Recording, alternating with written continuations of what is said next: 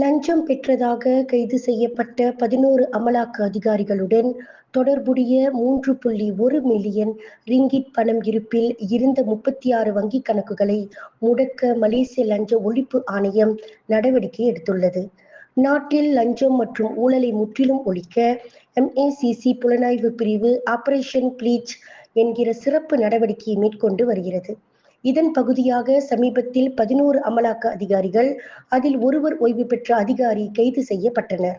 இந்த அதிகாரிகள் வெளிநாட்டு ஊழியர்களை முறைப்படுத்தும் திட்டத்தின் விண்ணப்பங்களை வேகமாக செயல்படுத்த லஞ்சம் பெற்றதாக குற்றம் சாட்டப்பட்டுள்ளனர்.